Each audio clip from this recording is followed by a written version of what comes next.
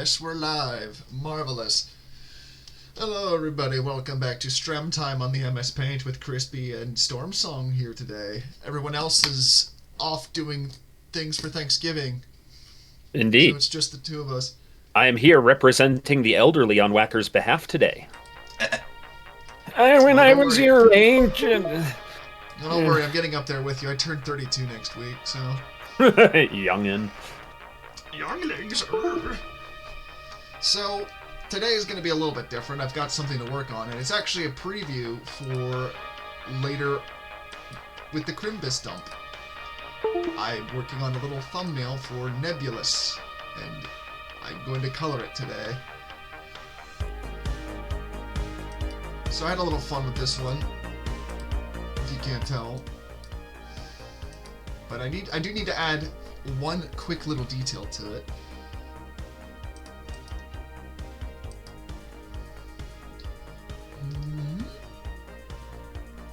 Oh, wrong color.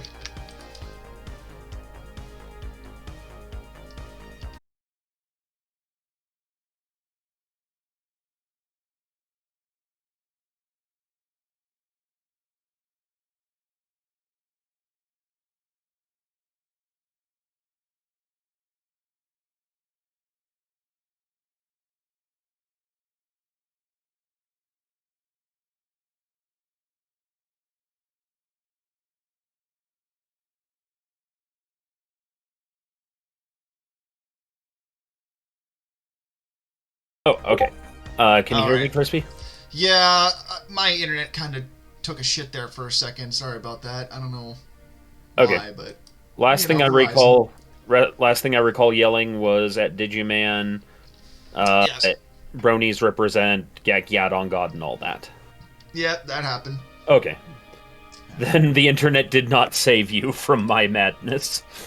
No, no. I mean, we're all mad here. This is true. Oh, that's way too light of a color. It needs to be darker.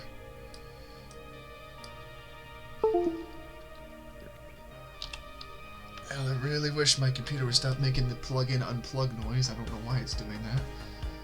Something's probably loose somewhere, but I don't think it's my tablet, despite how old it is. Hmm. What do you Indeed. think? Dark enough or darker? For the For the for space, for space, yeah. I'd go with 'Cause- slightly darker and just a little more of a tip into the purple. all right, can do that. I kind of like to stylize when I draw space a lot of the time, because otherwise it's just, Yeah. black. And also, as well, I want to be able to still have somewhat readable lines outside of that. Yeah, I think the logic is more purple than blue because the blue may still invoke either sky or water imagery, That does make sense, yeah. and the purple is, black except for not boring. Uh, all right. Let me see if this works. I Um, had I had a thought to try something here today, so I'm going to do that. yeah, like the more you can do to get away from just having black or white on a page, the better. Yeah. Although, I mean, there are times where they are appropriate, but Oh yeah. God, you just reminded me of something from fucking elementary school where my one teacher, who was really an awful mean person, Hmm. she was very adamant on saying no Blanca, as in no white on like any drawing and stuff. And I remember doing like this really elaborate drawing, and there was like a spot I left white, I think on purpose, because it was like something that was supposed to be white, and she said that to me. And that still sticks with me today, and I don't know what that means, but it's just like, well, I know what she was said by it, but it's also just like, why you gotta be like that? Yeah. Night Owl says, no talking, only stream device disconnect alert sounds. Oh, are you guys picking that up? Fuck. Uh, and we're not ignoring you, Night Owl. We're just conversation's getting going. Don't be so mean. Just make sure my mic's all good there. Apparently, other Legionnaires have been betting on how high pitch I can go when I'm telling people they're mean. Guys, I'm being ethereal. It's Oh, there it was. Well, that one actually hurts my throat when I do it. Yeah, I bet. It's like at times I try to do that, I'm just like, ugh. I technically have a 3-octave voice, but God, is that last octave painful. Oh yeah. Alright. So, here's a fun little thing. And I think Hey there, watcher of the chaps. Sorry, just addressing other people in the chat. So, the thing. What was that? So I think I've probably showed this before, but this is a way that I like to do, and it's kind of a handy tip for when you're coloring stuff.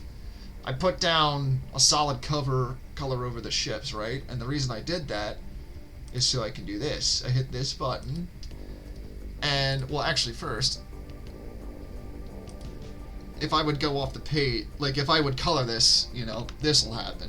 Like, I have received... Oh, sorry. But if I hit this button... Oh. Magic. Wunderbar. Alright.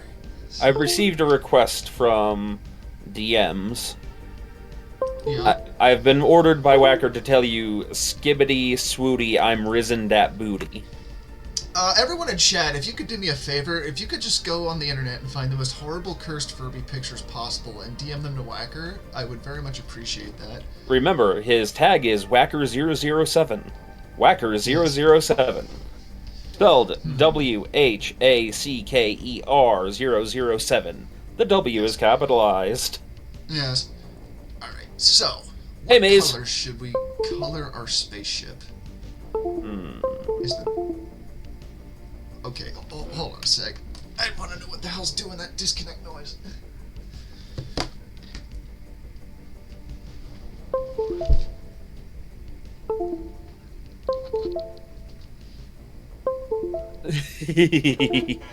Yeah, he's not able to get into his Discord on the laptop right now. He says, well done, chat, for helping me skibbity the riz on that, Crispy.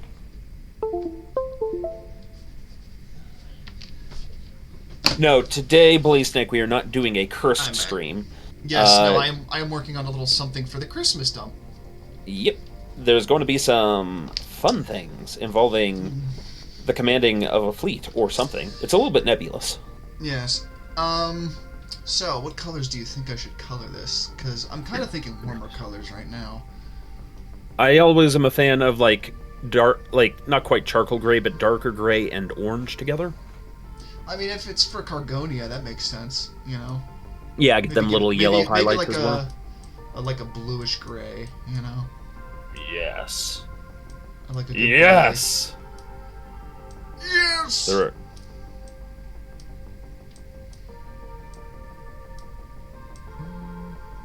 Maybe a little less blue there. I like my blues, but you can't have everything be blue, because then you're an Eiffel 65 song. Oh my god. How do I want to do this? I think I know what to do here. Work smarter, not harder, right? Out comes the magic wand tool. You said that, and I just could hear my dad screaming in the distance. Why, does he think it's the other way around? No, he was a computer engineer for like 50 years. And in the late 90s, that became one of those slogans from management that was like completely empty and stupid and supposed to be inspirational. And ultimately, as he would see it, very insulting, because if you're an engineer, you're probably working smarter than most people do. Yeah, really. It's just like, don't fucking patronize me. Let me do my job. Yeah, and it's one of those few things where, like, my dad, who is, you know, an absolute gentleman, he's a very stoic and sort of intelligent person, just doesn't give into anger easily, is all numbers and whatnot.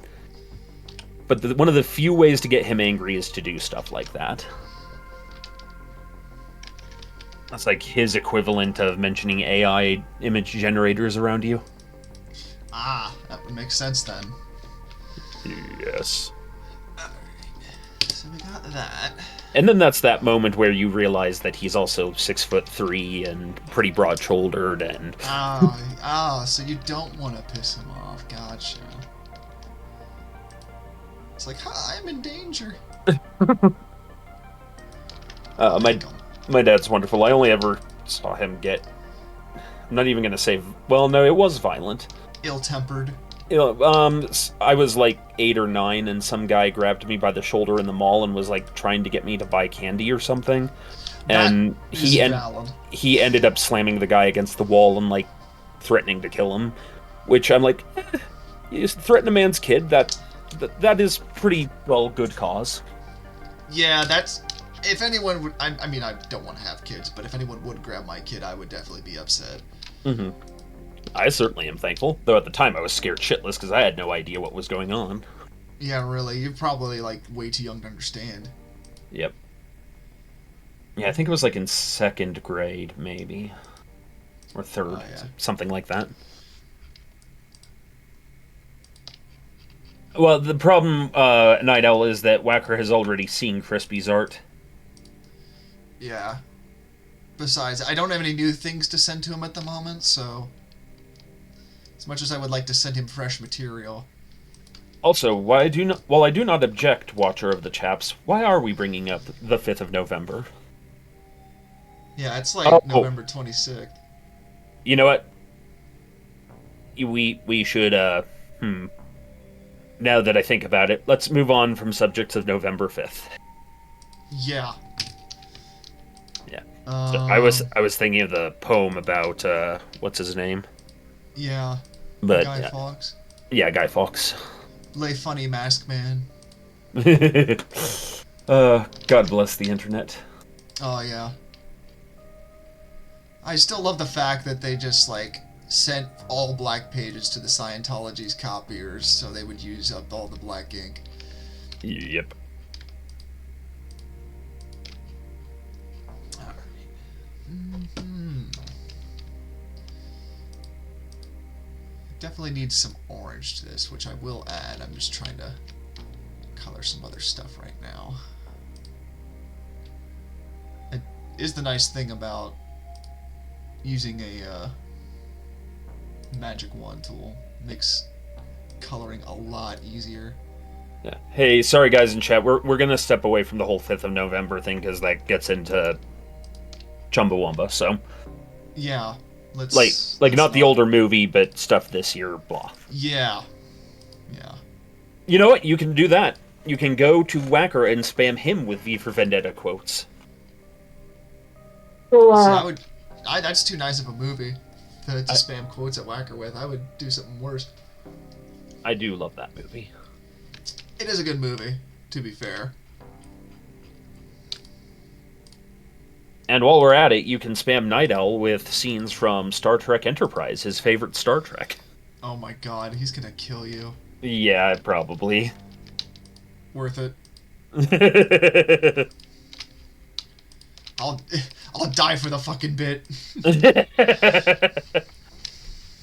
And right now I'm imagining him like just writing something down for a Star Trek game. Sensitivity training for Storm Song. He's gonna like teleport you inside out or some shit. Oh, the captain hardly need be that creative. The extremely low strength science officer is... Oh, that's right. You guys did a lot of fucked up shit in your Star Trek game, didn't you? Not like of the...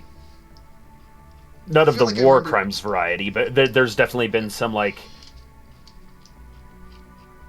Storm, I swear I will hunt you down and you will die slowly. Yeah, that sounds right. Yeah, no, not like fucked up in the sense of war crimes, but fucked up in the sense of... You know how sometimes Star Trek just things go fantastically wrong for an episode and then, like, doesn't do that again for several episodes? Yeah. And then, in this case, like, that's every episode for us. So it's like that one episode where they have the planet, or the two planets where one's like the drug-addicted people that are essentially enslaved to the other planet, and then it's like a drugs are bad MK thing, and then they just leave those planets to just fucking die horribly. Well, because they've created a horror. Not quite die horribly. Like, Dr. Crusher confirms that the addicted planet will be able to recover in about 2 months' time. Oh, but I didn't know that. But that it will leave the planet that was, like, getting them addicted to shit crippled. Yeah. Yeah, they're in trouble. So basically, Picard's non-interference policy Sometimes the Prime Directive just gets a little stupid as to how closely they follow it in Next Generation. I know it was a little bit different in... Well, it's also supposed to be a commentary on each captain. So, like, Picard, who is a man of discipline because in the initial he's a very ill-tempered and angry man, so he had to go out of his way to become very disciplined and rigid. So for him, breaking from the Prime Directive is not something he can or would do lightly.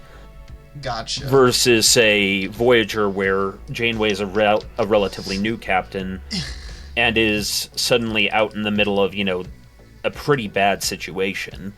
And so she's measuring it against, like, what am I willing to do to get my people home? Captain War Crimes Janeway. And then Sisko is literally like a commander on the front line, so... Yeah. His approach gets into some shit. Yeah, so he's gonna... Hams. Yeah, so he's more that way.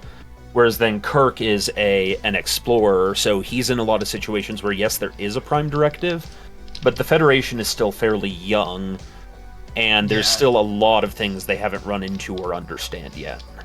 Yeah. But yeah. It is interesting to see the different juxtapositions between eras. And then, like, in Enterprise, the fact that they're writing the Prime Directive as they go.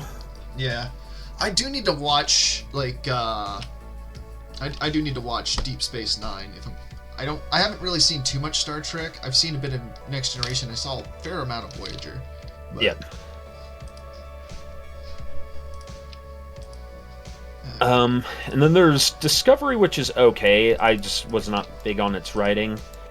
Picard was okay, but it was honestly more action than traditional Star Trek. Yeah. I am enjoying Strange New Worlds, though, and actually, after the first season of Lower Decks, once they stopped trying to be Rick and Morty, God. Yeah. it actually got good. And Night Owl reinforces that you must, in fact, watch that DS9. Give me that DS9. Yes. And May is currently watching through TNG. Oh, man. This ship's going to end up looking like a Homeworld ship with the color scheme I'm giving it. Which isn't a bad thing. I love Homeworld. Well, I love Homeworld 1 and 2, I should say. And Karak. Deserts of Karak was pretty fun. Yeah. And then there's Homeworld 4, or 3, which is...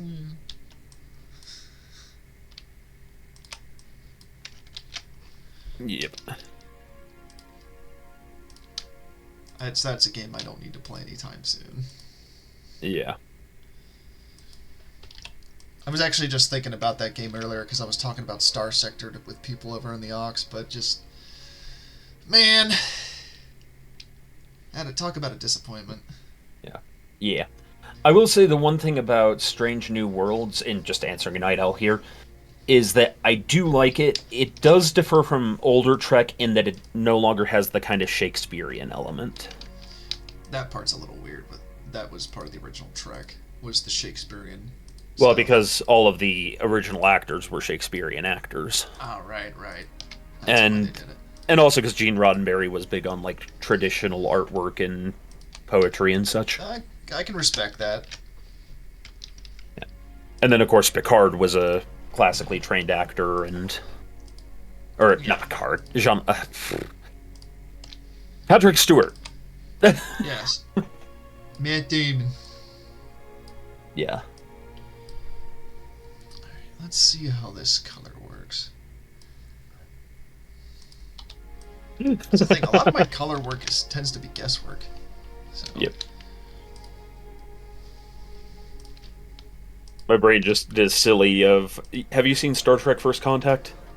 Yes, I have, actually.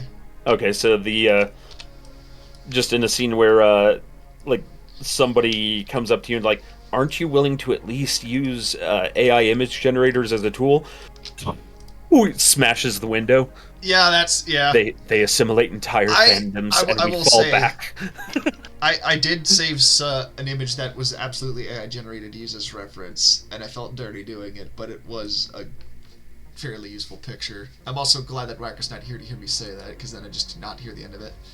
Well, and again, I'm of the opinion it's a useful tool if that's what you're using it as.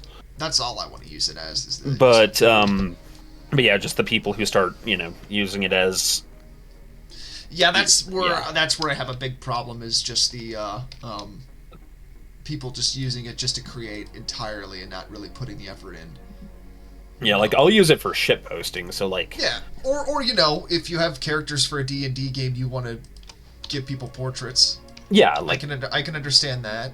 Yeah, I did that with both the Star Trek game and then with the D&D game I was running. Granted that I did that during the episode where I turned them into ponies, but oh my god, you would. I'm kind of tempted to, if it wouldn't take a while, I'm kind of tempted to put Hot Rod Flames on this, but that'd take a while to, well, it'd take a bit of time. We'll see. We'll see how far this goes. I'm not intending to necessarily finish this today, but, Yeah, on that note, me boys, always remember, do your fucking credits as you go on a piece of artwork, because I'm having to go through a bunch of old-ass projects here. I say old as in, like, the past year, because we're about to do an album for Goat's work, and I'm tracking down every musician that was involved in all 9 of the songs. Ah, that's fun. Fortunately, I did keep notes in places, I just never collated them, but I've seen worse.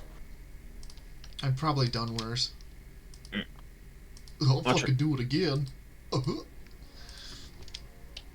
I actually have to say, Watcher of the Chaps, I would not like there to be a Rick and Morty crossover with Lower Decks, because while Lower Decks does take the piss out of Star Trek at times, I don't like Rick and Morty. I'm just gonna say it. It's still fundamentally Star Trek, which is to say hopeful. Yeah, Rick and Morty's entire tone is nihilism. I fucking hate that so much. That's why I don't like Rick and Morty. Yeah. I hate that nihilist shit so much.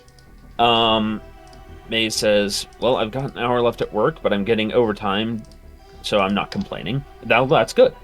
Show them your dwarves. Yeah, Night Owl says that, stylistically, there's less, what would you call it? There's more modern approaches in the newer Treks, as opposed to the older kind of stylistic and occasionally monologue nature. Like, the episode in Deep Space Nine, in the Pale Moonlight, they have Sisko give a soliloquy. And because it is very much written with Shakespearean structure, this is supposed to be giving you a hint that Sisko did not make the right decision this time, because only the villain in a Shakespeare story gives a soliloquy. Yeah. That sounds like Shakespeare. And while Sisko is overall the hero in that episode, he has to concede to his failure of conscience.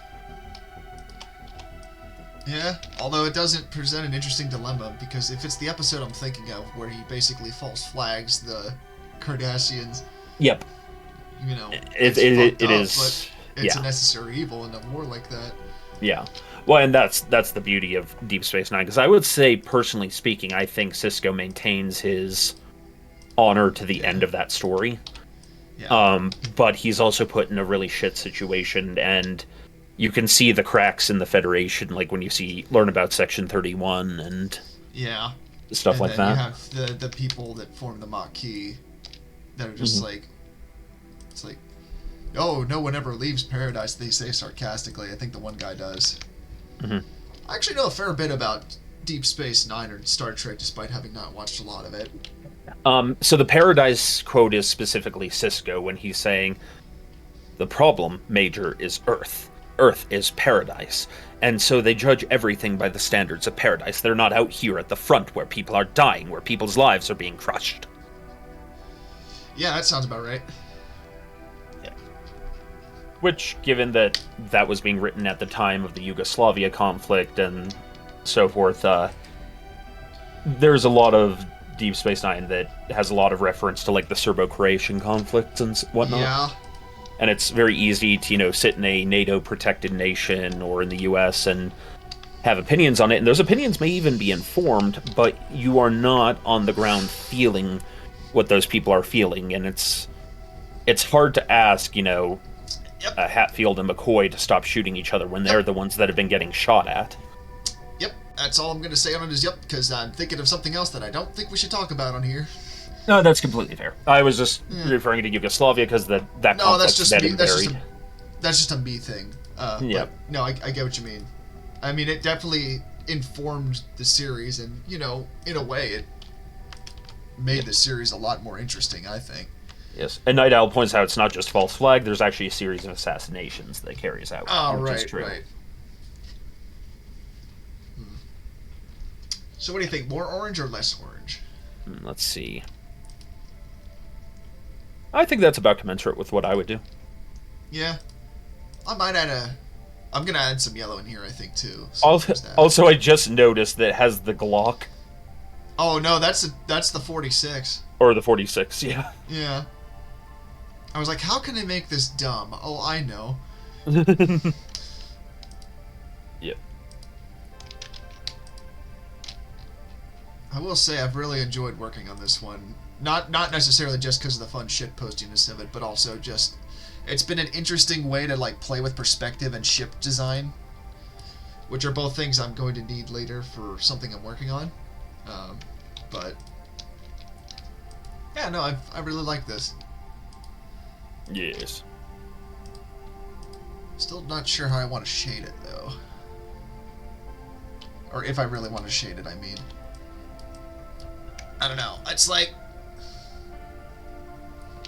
I like shading stuff, but it just takes so long, you know? Mm-hmm. And it just makes it, I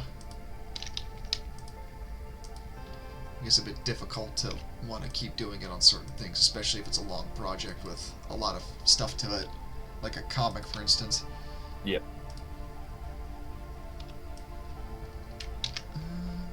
Yeah, oh, interesting. I learned a thing today. So, for chat's knowledge, I'm not super gun knowledgeable. Like, you know, I know shooty end, point at bad guy. Gun is always loaded. If not shooty, using shooty, but keep gun not pointed at thing. Trigger discipline. But, for my lack of knowledge, like, Night Owl just explained to me, Glocks don't have exposed hammers. Nope, which that gun apparently does. And Glocks are striker fed. Interesting. Yeah. Also, Haleon says hi. What's up, nerds? Hello.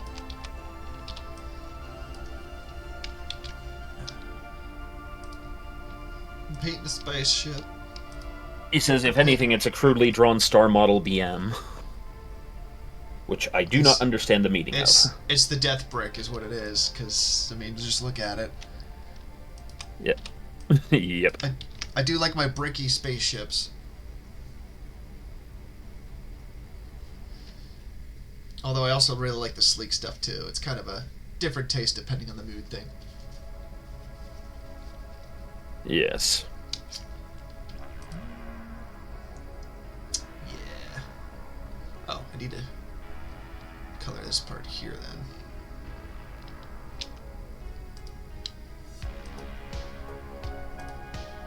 then. Yes. Sigpeen 290. Bully Snake, thank you. Okay. Yeah. Just more gun things. Oh, just keeping caught up on chat. Mr. Jiggle says, howdy, folks. Howdy, Mr. Jiggle. Hi, Jiggles. We are taking a break today from the usual curse shit for Crispy to draw stuff for the Christmas dump. Yep. As I'm working on doing album credits for the Christmas dump. Yep. Yeah, Whacker's not here to torture, so I was like, well, I got things to do. Yep. Watcher of the Chap says, why does this image leave me with the impression someone is screaming, Jackers! Into the void?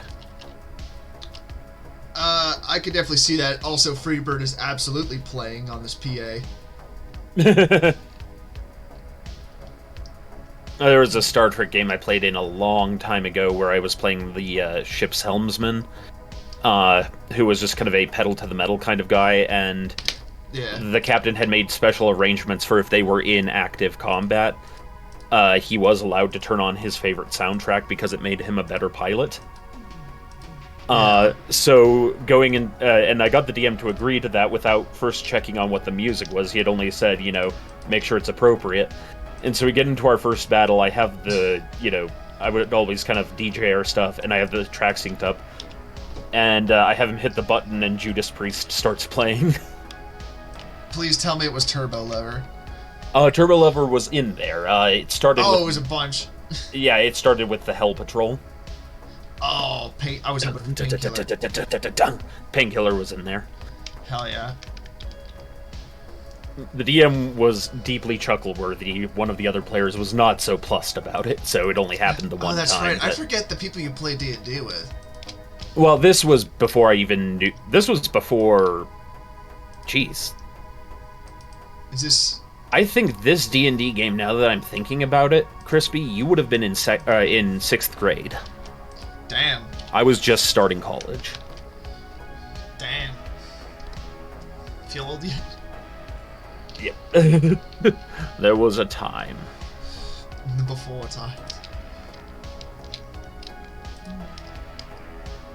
Heavy rifle on a hunchback is funny yet stupidly effective, more so than a Gauss rifle. I did have the thought of drawing a hunchback with a 1911 instead of its like shoulder cannon. Which I'm honestly surprised hasn't been done yet, but you know. Yep. Is this a different color from this? Nope. It's funny how the colors next to each other make them appear different.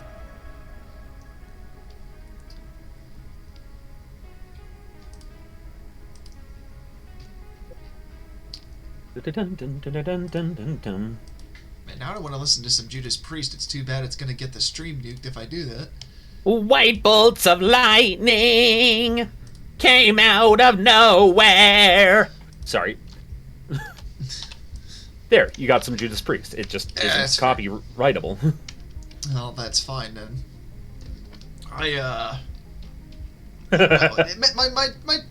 When it comes to metal, I'm kind of... I don't really necessarily have a specifically favorite band. I just have songs I like. I really like Dream Theater. Dream Theater is good. Dream Theater is fucking great. I think my favorite song by them is Honor Thy Father. I like Panic Attack. That's a good one. Panic Attack is good. I was gonna say Panic Pro, but no, that's Chevelle song. Yes. Another good band. I saw them put on a list of butt rock once. I'm like, who the fuck made this list? They're clearly an uncultured swine. Well, you do know what butt rock is, right? I do know what butt rock is, but I wouldn't classify Chevelle as like butt rock. Well, okay, so there's like the now explicit meaning, or sorry, implicit meaning of butt rock, as in very generic rock and metal. The explicit meaning, though, was that it got popular radio play. I see. Because it would always play on 94 Kilo FM, nothing but rock. Oh. That's where the term came from, was people saying nothing but rock. Makes a lot more sense. Now, makes a lot more sense then. It came then to refer to generic rock metal, like what you would hear during commercials and shit. Yeah, I know. I've listened to Shinedown. Yep. Heavy rifle is basically an AC-20, but with the range of a Gauss. Sing along. Oh yeah. I watched Mr. Frog's video on plasma weapons in BattleTech, and they are a lot different than I thought they would be. Yes. Also, Haley, on your keyboard was momentarily off-centered. You spelled STEAM song. Oh god, speaking of off-center, did you see the fucking mod that was being posted for Factorio earlier? It's almost not worth thinking about. Yeah. If you guys want a fun mod for Factorio, there's one that makes it so everything is built off a grid. So, if you have obsessive-compulsive disorder like me, you're gonna love that fucking mod. And does raise a question I'm now curious about, because you're, one of the, 4 people I know who also has OCD. Do asymmetrical ships bother you? Honestly, not really. It depends. It depends how they're built, Mm-hmm. I do like my symmetry, but, I'm not really bothered by stuff like that. I don't really, when it comes to my OCD, it's not really like, well, I don't want to say that's not a thing, because I do get, bent out of shape with asymmetry stuff, but that's more just because of, my drawing, or if I'm working with models or something. Yeah. But in terms of design, like if it's purposely made to be asymmetrical, like as long as it looks good, I don't mind it. It's just more of my taste in spaceships, though. Yeah, like I like the look of aircraft carriers for one. Yeah, in my experience, OCD only occasionally do people seem to have a symmetry thing. It seems to be more auditory / control of intrusive thoughts from my experience. Yeah, but that's generally what my experience has been. Yeah. I think that's just more of like a stereotypical view of it because of things like Monk. Although I will say Monk does definitely portray a lot of the OCD stuff accurately. Mm-hmm. Although I haven't really had like dissociative episodes or anything like that like he does, but you know. Well, yeah, there's also the difference between somebody who checks off enough boxes to have the condition and someone who checks off all of the boxes. Yeah, like I definitely have it, but I'm not, you know, like I'm definitely better off than other people that probably have it. For one, I don't mind. I'm not really too concerned about cleanliness stuff. Like I don't mind getting dirty. I do mind if it's like I, you know, touch something gross, but I feel like that's just, you know, normal human behavior. Yeah. But you know, that's not really the stuff that sticks with me hard when it comes to it. But yeah, that's a whole other conversation. It is interesting to think about, though. Yeah. I will say, to some degree, it does kind of help my drawing and creativity. That, and I think also, you know, being autistic. But it definitely can also be a double-edged sword, because there's times where I just get way too hung up on shit. I mean, just ask Callian. Yep. He can tell you for sure. Nurmatea says, Factorio needs the symmetry. Satisfactory demands spaghetti factory. I have not played Satisfactory, actually. They feel like games I would lose myself to if I played them, so I don't. Oh, I mean, they call it Cracktorio for a reason. Yeah.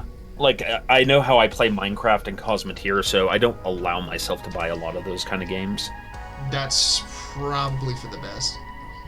I know that I'm at a point where I just don't really want to buy too many games. Not necessarily because I don't see ones that I wouldn't want to play, but it's like, I only have so much time, and I also, like, need to work on, you know, commissions and art and stuff. So I don't want to necessarily play a game that's going to require a lot of investment in time. Now, yeah. Granted, I play things like Star Sector or Xenonauts. That's what I've been kind of playing lately, and those can get pretty involved, but, you know, they're also games that you can just, like, play a little bit and then walk away fairly easy. It's different if it's, say, something like Factorio, for instance. Yes.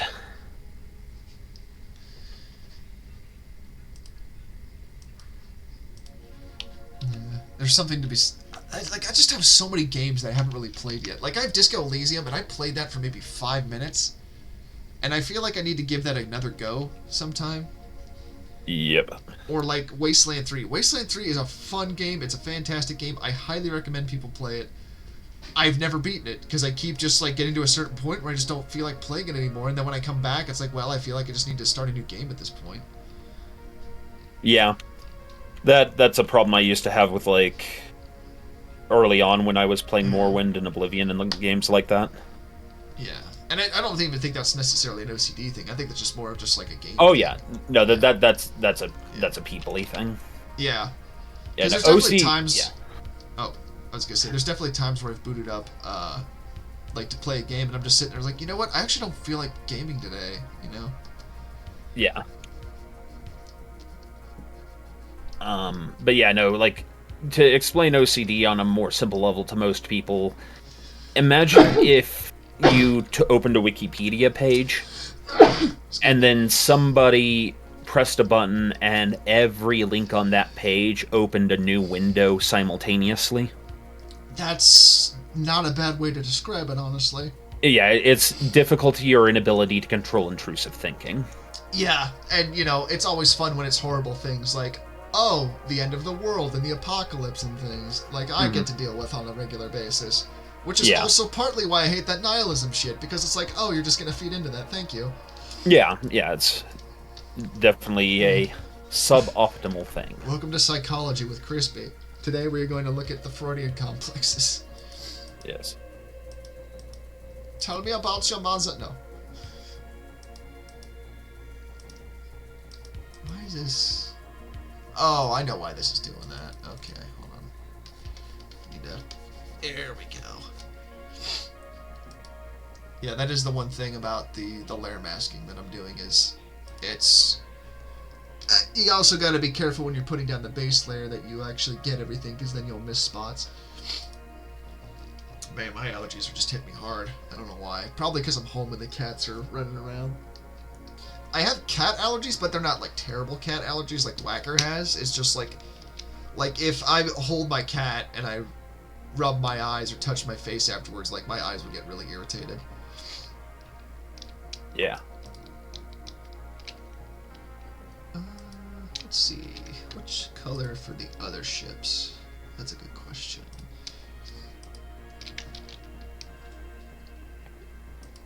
So yeah, well, you first. Oh, I was just gonna say I'm gonna definitely be working on this a lot Friday. Yeah. But go ahead. Yeah, no, what I was saying was as Mr.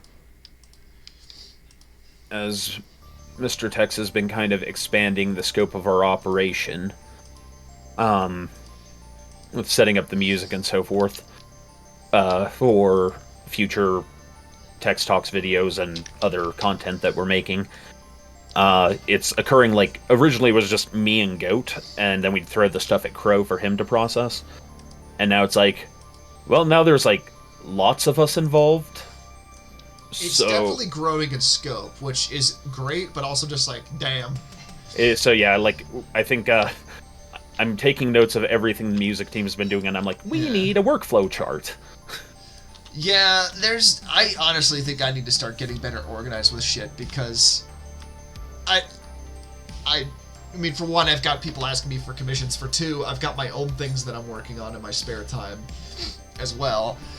And I feel like I'm going to be doing a lot more BPL stuff in the near future here, which which I'm very happy about, but I'm also just like, well, fuck. Like, what do I do? Yeah.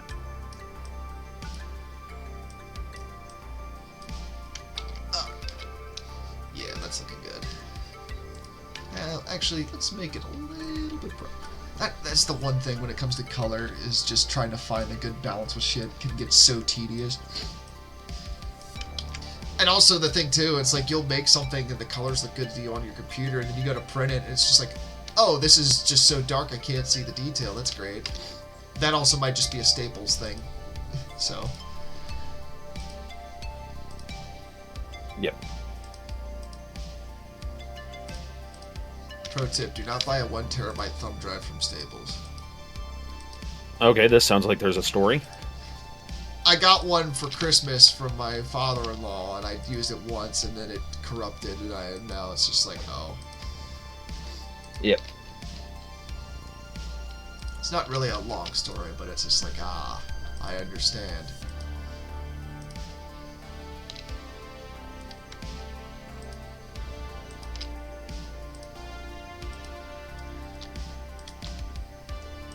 So one thing I am super happy about now that I've replaced both my regular computer monitors with a pair of 4K monitors now.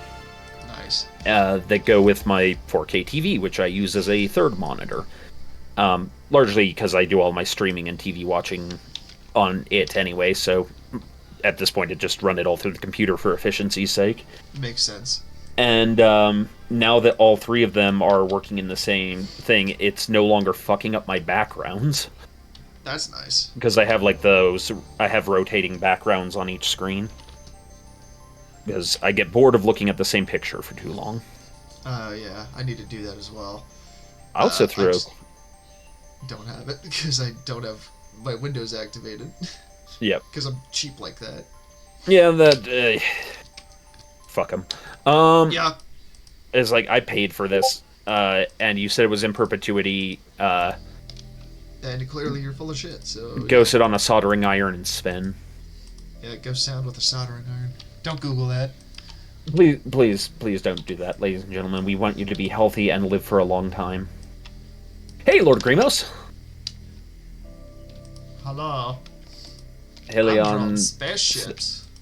Yeah.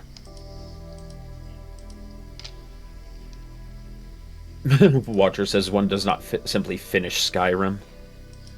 No.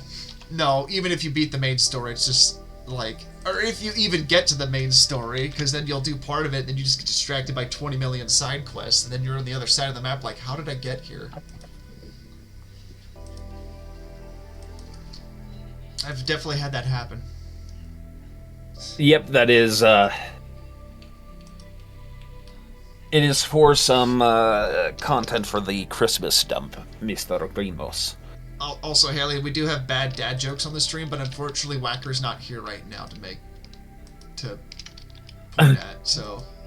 Well, Marshal of Storms, most of the content of my backgrounds is, like, either clips from games as I've been playing them, so there's a lot of Final Fantasy VII Remake in there, a lot of pictures of Mega Man X from other things, a lot of Lord of the Rings stuff. I don't even know what... I have a bunch of random shit for my background. Some of it's like spaceships or military vehicles or... Oh, and then I also have Crispy's nudes. How did you get those? I didn't even give them to you. You remember that time Whacker visited you? There were other goals in mind. That's even creepier because that wasn't even my house. The implications just keep getting worse. Yeah, some fucking Goodbye Horses starts playing. God, I keep referencing Silence of the Lambs. I don't know why. That movie's in my brain so much. There was a principle that we talked about in audio licensing in one of the classes I was teaching, of you do have to be careful, like, do your work and double check when somebody, say, wants to use your property in, you know, like making a movie or something like that. Oh. Because, for example, that song, which was never meant to be, you know, which was never meant to be a creepy song, now has that movie associated with it, and that has actually damaged its sales among its intended audience. Yeah, I know another... Well, first of all, those people have no sense of humor, because I absolutely would put that on my phone. Secondly, there's another song I could think of that was like that, where it was a completely different song that had nothing to do with the movie it was eventually used in, and then the guy that made it, I think, went to go see the movie. And yeah. If you've seen the Gimp scene from Pulp Fiction, it's that song. Okay, yeah. Also, I think it's even called Bringin' the Gimp now. Night Owl said he's not quoting any of that, referring to the thing about finding your nudes. And then also says Crispy will not appreciate how much I'm restraining myself right now.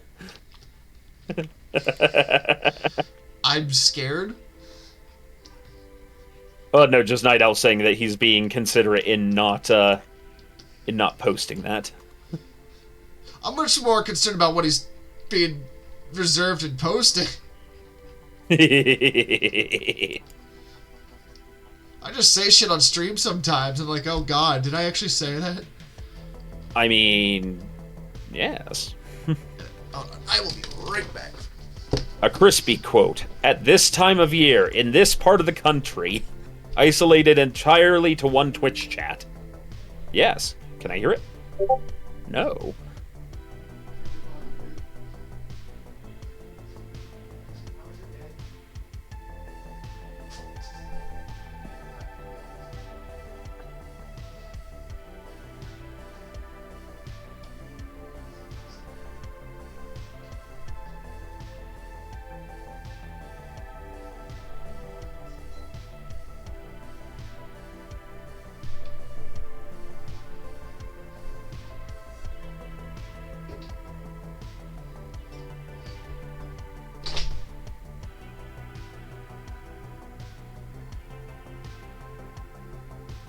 The only thing we all need to be scared about is these prices!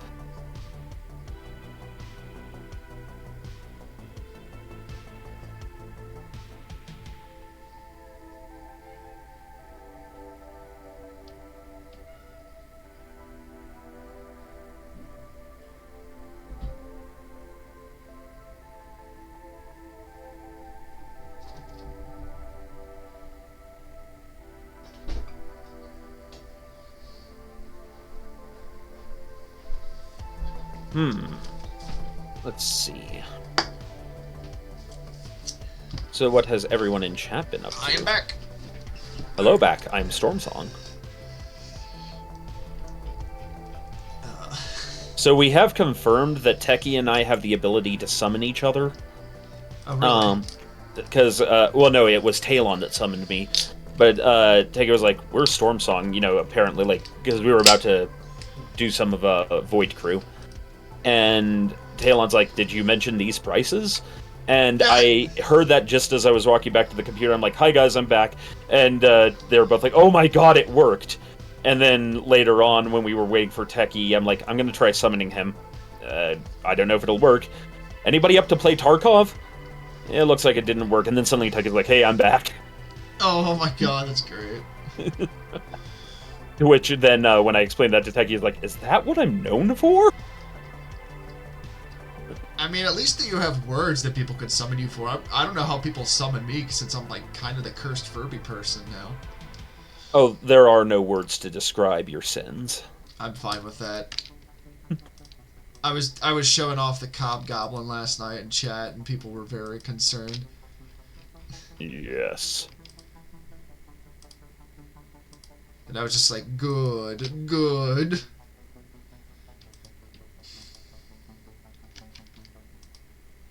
Like the John Waters of the BPL. No, I'm kidding. Don't quote me on that.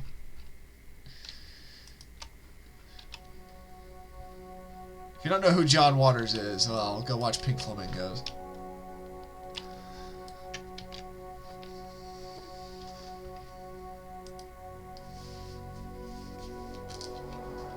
Oh my god, the AI in this game is so stupid.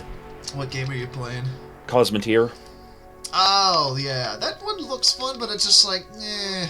It's still being programmed, so, like, to the credit of the guy, it's not because it's stupid AI, it's because it's a not yet polished fair. game. It's kind of like how Xenonauts 2 is, where it's still being worked on. I think it's still very early access. It is kind of wild how things are so much early access these days, but... Like the John Waters of the BPL. Don't quote me on that. Crispy God describing damn it. himself. Also, you're right at 2:30 thing. I don't think I'm gonna make a movie that involves, like... Oh god, I actually haven't even seen Pink Flamingos. I just know that it was inspired by the Manson family trial. Yep. Hey, UNC, how was the Singing Witch movie? Because I actually really like that musical, but I'm What always movie's dubious that? of movies these days. Wicked. Oh. I think I'll try defying gravity. Oh, you can do that easy. All you need is an ejection seat.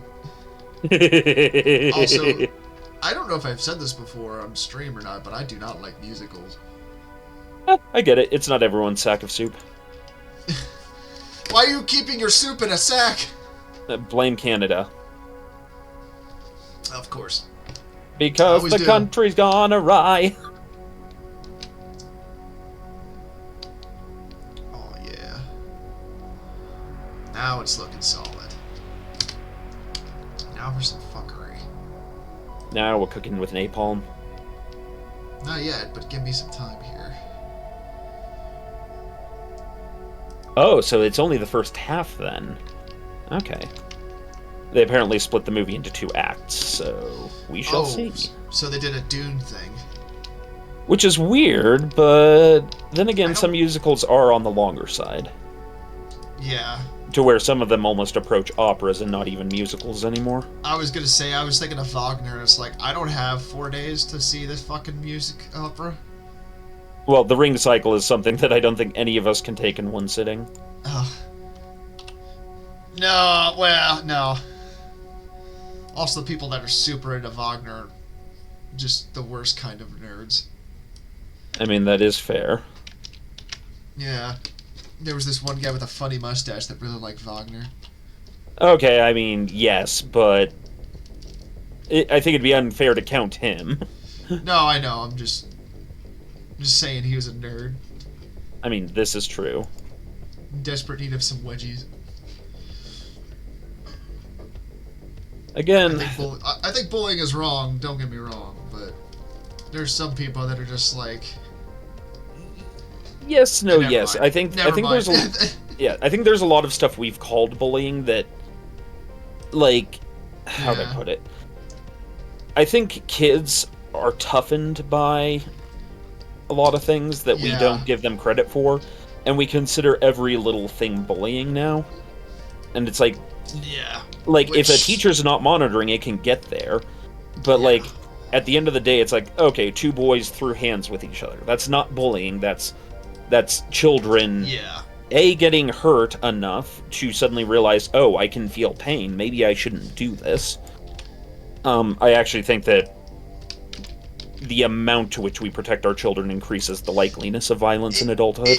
It does, but I also feel like this is starting to get into like a slippery slope of a conversation, so... Okay, that's completely fair. Yeah. I mean, it'd be an interesting conversation to have, I just don't know if it's good for Twitch, you know? Yeah. Long story short, I think we should all just continue to bully people in love rather than hatred. I think we should you just gotta freak them out. That's my fucking stance on it. Just out crazy them. I'm not even saying I'm not even saying like gaslighting. I'm just saying like do weird shit. Just be like, what is happening? Yes. It's like imagine if when there was the raid to get Osama bin Laden, if they were wearing like clown costumes.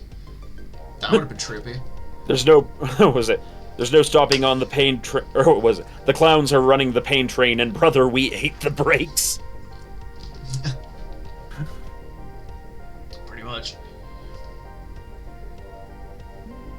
Yeah, this is looking pretty good so far. Guy on Broadway says, "See, now I thought the good ship BPL would simply be a large metal hammer with more thrusters than God." I mean, it kind of is that. It just has a lot of guns bolted to it, you know? Yes. If it's not a brick you can eat at people, you know. I mean, that's the entire premise of the Carcharodon battleship in my setting. Actually, a lot of the ships in my setting, or at least the military ships for the Commonwealth, are pretty they're warships, but they're also fairly sleek, you know. Yeah. Well, the idea behind the Carcharodon is just slam as hard as you can into the enemy line, have enough armor to stay alive as you do so, and have weapons bristling out of it for the sole purpose of, now that you are in their line, just start firing in every direction. No, I get that. It's also why Carcharodons are usually a second phase thing, because you want to soften the enemy up before you throw one of those at them. And while they are effectively well-armored, they are just enough on the pricey side that it's like, they're affordable enough logistically, but let's not waste them. You're making me think of Star Sector now. Yep. I don't actually like that orange. I'm not sure what color to make those explosions. I can't really do orange because it's going to clash with the ship. I do like something that was just said that has now given me like a new quote to use on people, which is, "Go home, politics, you're drunk." Exactly. I think we should just do it the Persian method. You just debate stuff, and then you get drunk, and then you just debate it then again to see if you're right. Yep. That's kind of right up there with Napoleon's corporal. Do you know that concept? No, I don't. Okay, so Napoleon had this idea that when he gathered all of his officers together, they would have a corporal in the room with them, usually like shining someone's boots or something. And the whole objective was, okay, now that all of the generals, all of the planners have, come up with this idea, ask the corporal who's been sitting there the whole time listening in on this, can you say the plan back to us and understand it? That's a really smart idea. And so then the idea was, if our common foot soldiers can't understand the plan, then maybe it's too convoluted. Yeah. Absolutely.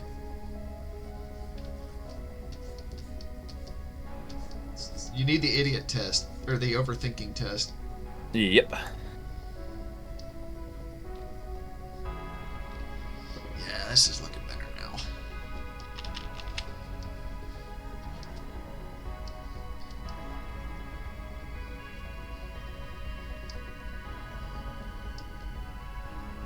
Let's see. Volmata says... I tried so much to make the OPS line ships Marauder and Moorline B wannabe BSG Galactica with them side guns, but the survivability is not working for me.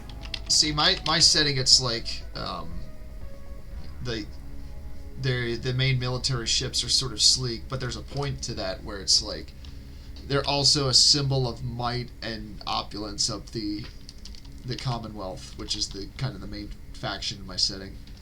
Yeah. And as well, though, it's also like technological prowess, because when I say sleek, I sort of mean like, the Zumwalt class destroyer, kind of that sort of dealio. Not super ornate, but fancy enough, and it. But at the same time, though, they're not slouches in combat. Like you've got so beam weapons in my setting they're around, but they're rarer. Like, you're not going to necessarily have laser pistols and stuff. Although there might be some very expensive, fancy guns like that. But it's more like, if you see beam weapons, it's going to be on a warship. And it's going to be something that can cut another one in half. It's not going to be some dinky shit. Yeah, actually, you and I came to similar conclusions that energy weapons is what I'll say. And they're usually like particle cannons, with the idea being that you're like sawing things in half basically with sandpaper, except for the sandpaper is ionized, this and that. Exactly.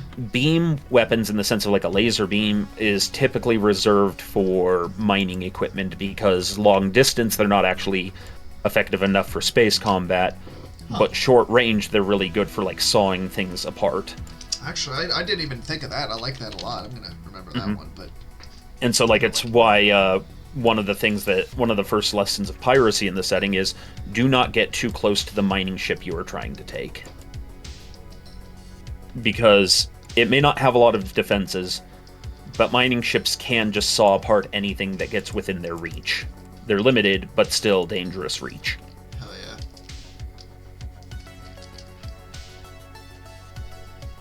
Spaceships are fun. I do love spaceships.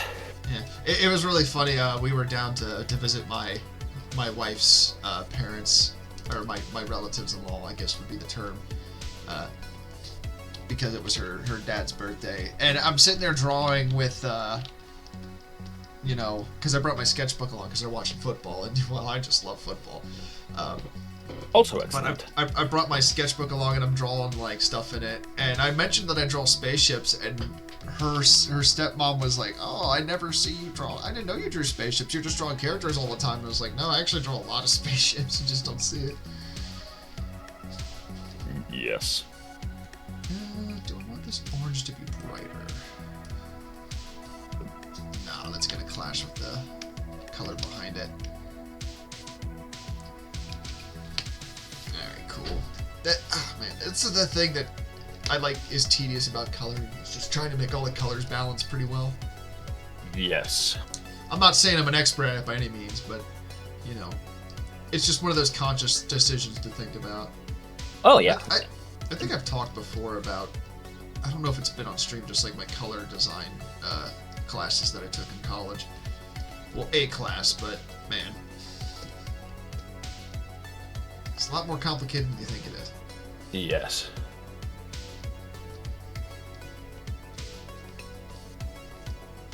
A guy on Broadway says, I want to see a setting where spaceships look like someone grafted weapons from to the ISS. I guess that's kind of Iron Sky. Yep. Let's see. Actually, there is a setting that's like that. I think it's called, like, the Lunar War or something like that. Mm-hmm. But it literally looks like if you took the ISS and turned it into a warship. It's really cool. I want to see more of it, but it's just... I do like that realism in spaceship design as much as I'd like to get fun with it. Yeah. like originally my setting was going to be a lot more into the realism aspect of it, but it was just like I couldn't really come up with ship designs that I liked, and I was getting way too much into overthinking about how shit would work. So it's just like, you know what? I'm just going to stick with the Star Wars aspect because also I think I would have more fun with it, and you know what? I have.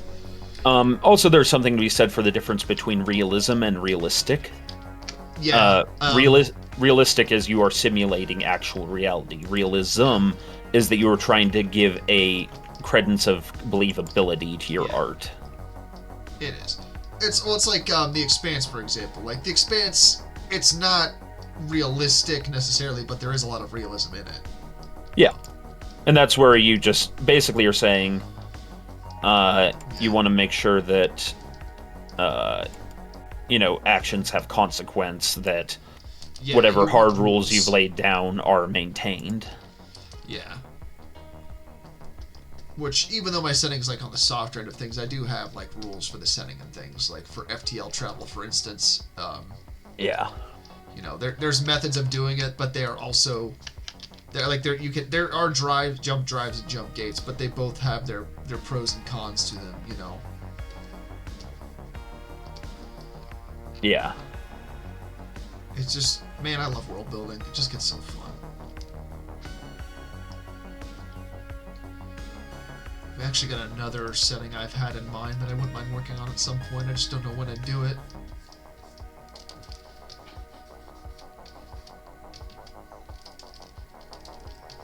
Yes.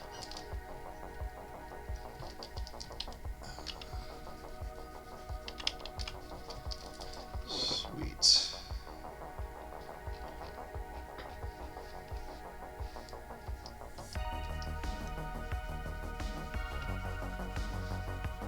Another thing about this game that could be a little bit, Cookie Mama says, bro, am I seeing what even? So yeah, we are working on some artwork here. This is for the Christmas dump. I'm doing a thumbnail for Nebula's. Yes. And then, let's see. In addition to all of that, there's, oh yeah, and then Guy on Broadway says, we need a gratuitous Furby in space. Probably not for this picture, but maybe at another time. Yeah. Also, Cookie Mama, welcome. We missed you. I like you. Yay. Hi, Cookie. Good to see you.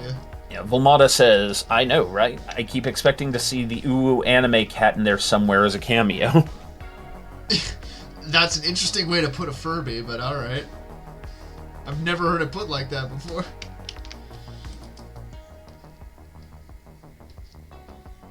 Oh, speaking of cats, hi, Yogurt. My cat just walked in the room. Well, one of them. I have two cats. Yep. They are my floofy babies. Well, Yogurt's the floofy one. Pudding's more of like a... Yes, I've named my cats Yogurt and Pudding. Sue me. It's adorable, and I will hear I will hear nothing to the contrary. Oh yeah, Monsieur Putters is very adorable.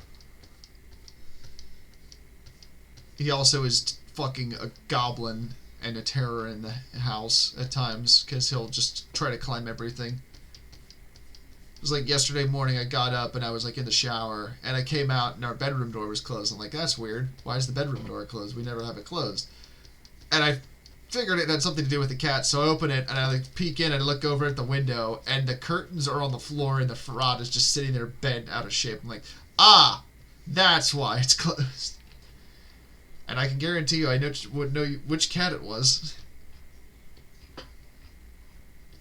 The fucking goblin child. Such is the way of the kitten. Yeah. Oh, he is very much a kitten. He's only like...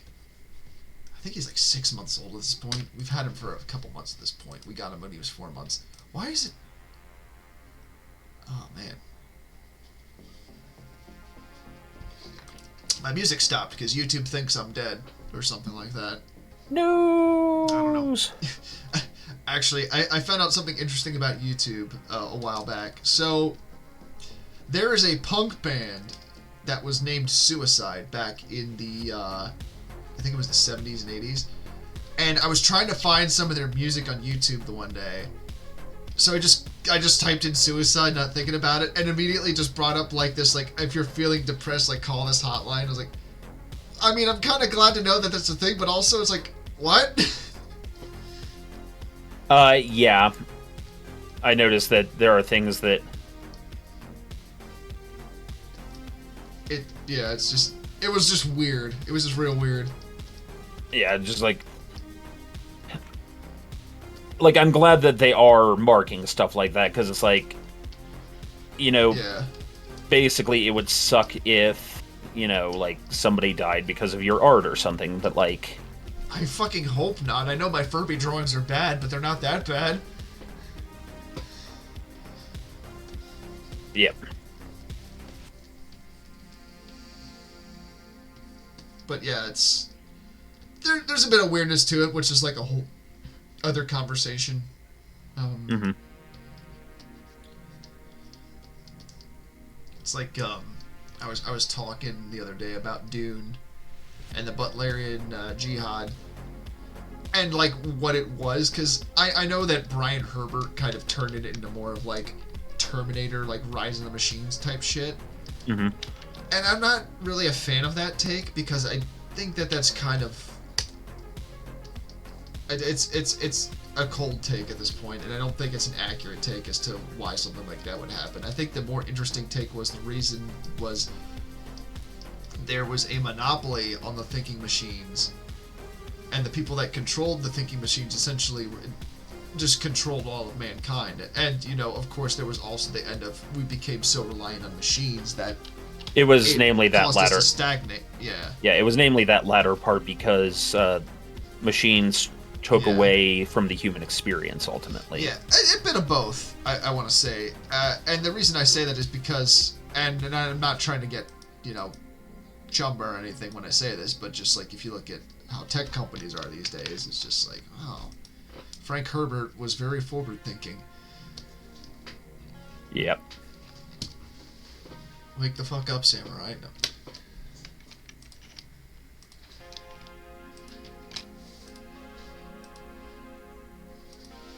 Did you ever watch the sequel to Bill and Ted that they made like a couple years ago? I'm aware of it. It was just fucking... Oh man, it was so weird. It definitely felt like one of those things that didn't need a sequel. You know what I mean? Oh yeah, I mean, actually, yeah. It's like, do you have any idea how little that narrows it down?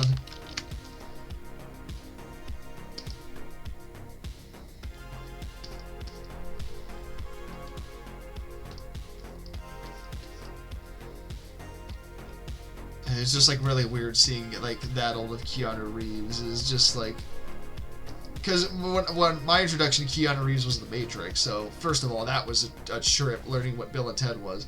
Yep. But well, then to see him, it's the whole like aging of actors. Like, you know, we forget that Leonardo DiCaprio got his start as a teenage heartthrob. He was also in Critters 3, I think it was. Yep.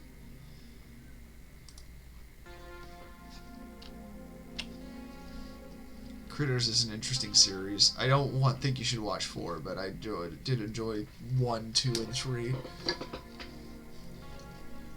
Yep. Well, I'd say we're making good progress on the ship, though.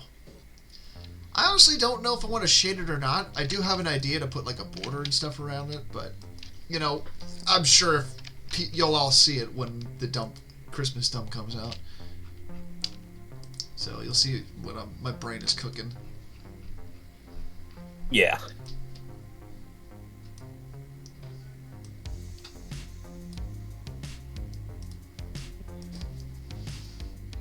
I kind of view being an artist in some ways being like a magician.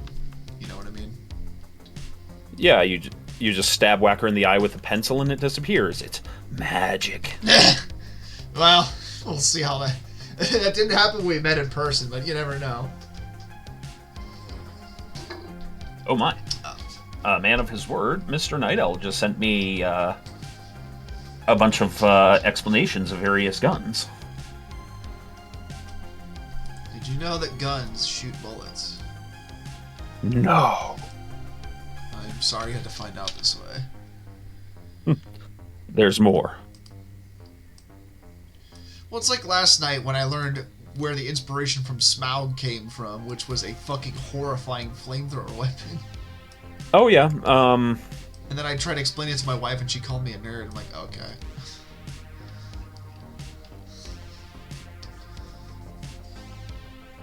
But that's how she is. She likes to roast me for shit. And then she smokes me in Mario Kart because, Jesus Christ, my wife is amazing in Mario Kart.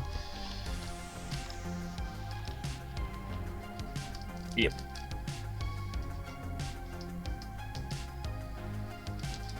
I should get her to play, like... I tried to get her to play Star Sector once, actually.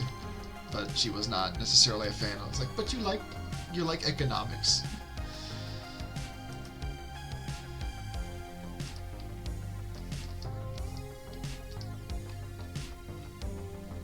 Actually, she gets us some fun shit with her one friend that is another cat mom that she talks to via Instagram.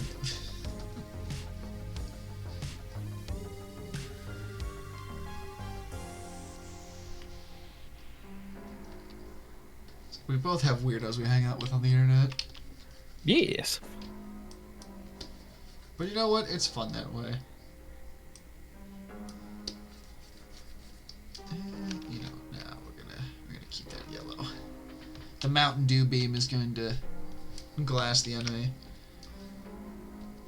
Gotta do the do.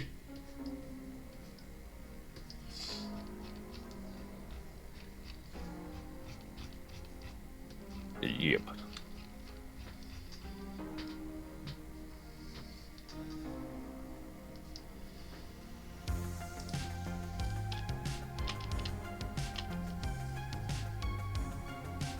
Tell you what, the more that I work on this stuff, the more I like feel for traditional animators, because it's just, man, they had to do so much shit back in the day.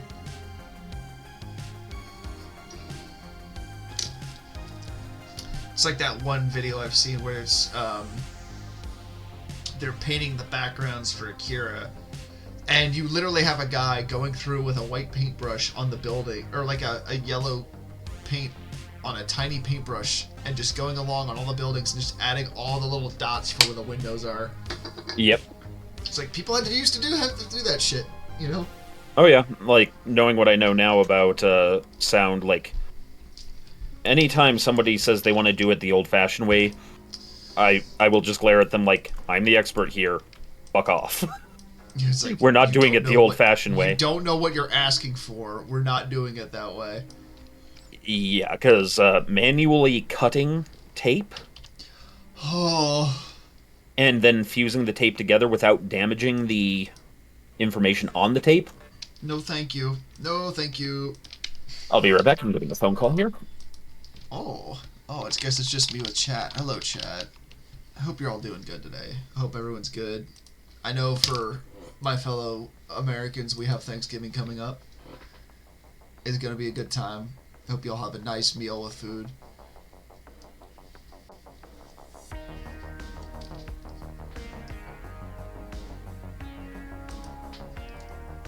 So, I'm kind of blending things a little bit when I do this, because I'm doing a bit of line art when it comes to the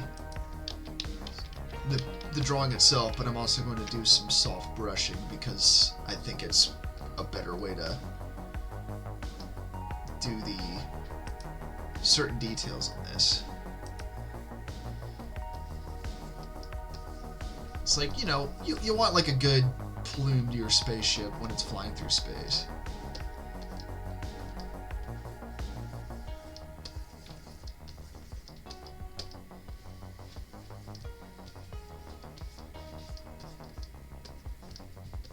Yeah, there we go. That guy's praising Dale and raising hell. Actually, wait a minute. We need to keep perspective in mind here. Perspective is a fucking son of a bitch when it comes to art. It can be very... Like, I'll say this much. I am very glad that I have a program that helps a lot with perspective, even though I actually did freehand this in terms of that. But perspective in drawing can get very complicated very quickly, depending on what you want to do. It's like, if you read webcomics and you're like, oh, I want to see more crazy action scenes and things, like, I like, look into the perspective that goes into that shit. It's a lot. Like, I have an appreciation for artists that can do that shit. I dabble a little bit in perspective, but it's mostly like 1 or 2 point. There's ones that use like 4-point perspective when it comes to drawings that they do, and it's nuts.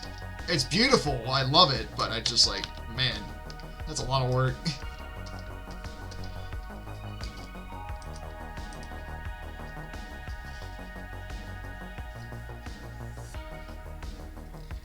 Yeah, Storm's off, like, dabbling with the wires of his computer, trying to fix the beeping noise. Actually, I think I did fix mine. I jiggled the cables until it stopped yelling at me.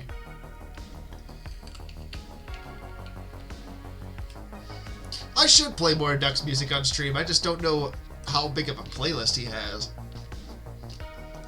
Like, and that's nothing against, like, Ducks. It's just more of, like, so I don't have to worry about swapping music.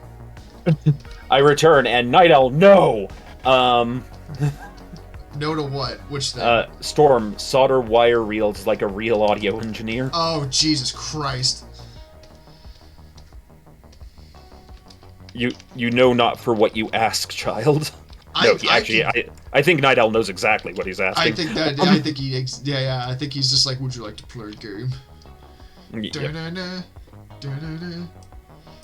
That oh my god, the Saw movies are so fucking dumb. I love it. Yeah, that is one of those things where I'm like, that movie does not deserve that soundtrack. Yeah, sounds about right. The first one is pretty okay. Yeah, the first one is good, but then when it gets to Saw 10, yeah, it's just like, why? This is sort of missing the point anymore. Yeah, and then it's just like it takes you back to the place of the original Saw, and you just see like all the dead, like the decomposed bodies, and then his foot laying on the floor. It's just like, why? It's just like, remember when he cut off his own foot in the first Saw movie? That was fun, right? Yep. I hate being pandered to by commercials so much. I despise ads, which is ironic considering I went to school for graphic design. But it could be well why you despise ads. It might be part of it, honestly, but it's like a lot of audio ads. I hate how every audio ad nowadays is just basically like ASMR, where it's just like, they'll say a thing and then just the one toy as a kid where it was the wheel where you'd spin, it was like, a cow goes moo. It's like basically like that shit, where they'll say the thing and then it's just like, oh, here's people doing the thing. It's like, don't fucking patronize me. I just have to deal with your ads because you cram them down my throat, like Spotify. Thank you for coming to my rant.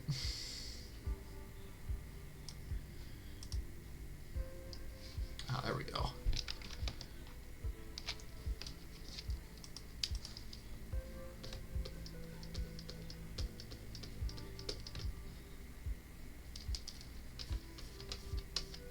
Man, I really hope I can make it to the meetup next year.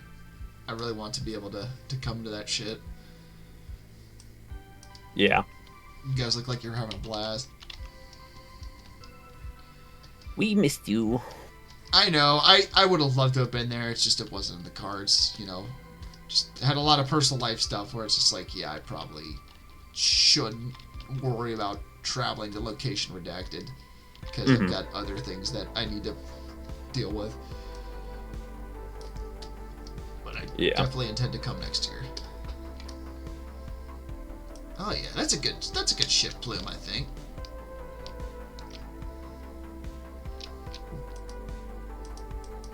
Ah.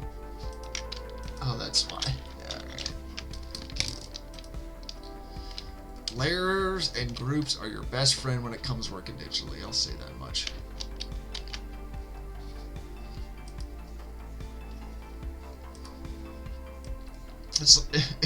That was another fun thing, was like being down with my my father-in-law. He's like, yeah, I'm trying to learn these programs, but I can't figure out the layers things. And I'm just like, I could help with that. I know a thing or two about it. Yes. It's like, believe it or not, I'm not like the most organized person a lot of the time. No. But, shut up. But when it comes to shit like this, I am incredibly organized when it comes to my artwork. Well, I don't want to say incredibly organized because I will definitely like futz around with layers and then just be like, what does this one do? But, you know, saving my art and stuff and organizing that, I have a whole system in place. Yeah. Which I guess you kind of need when you start doing shit enough. And not even necessarily like paid work. It's just like my file folder has gotten so big in just like the past year, which is great, but I'm just like, I need to organize things better.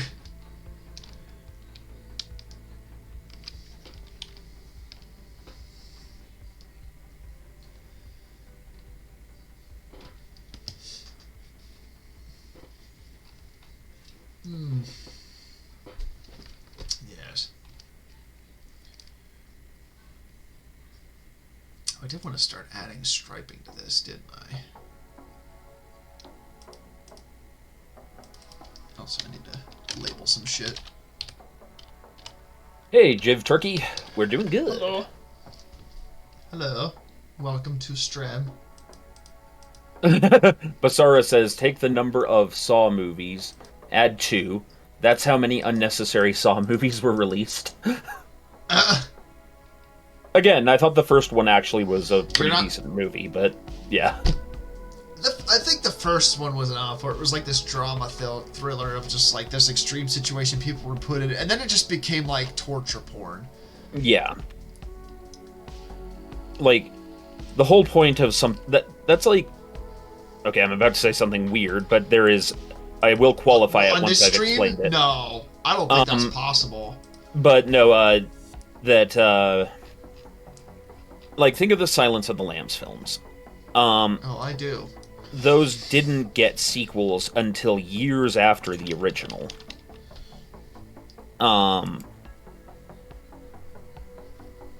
And even then, those sequels were generally reasonably well thought out. Now, obviously, you know, your mileage may vary. But, a lot of times, it's like the Saw movies were coming out yearly. I think there was 5 or 6 years between each Silence of the Lambs film. Yes, there was a Saw movie like every year in like the mid to late 2000s, if I remember it correctly. Oh, I remember it because I was working at Cinemark at the time. Ah, yes, you have first-hand experience.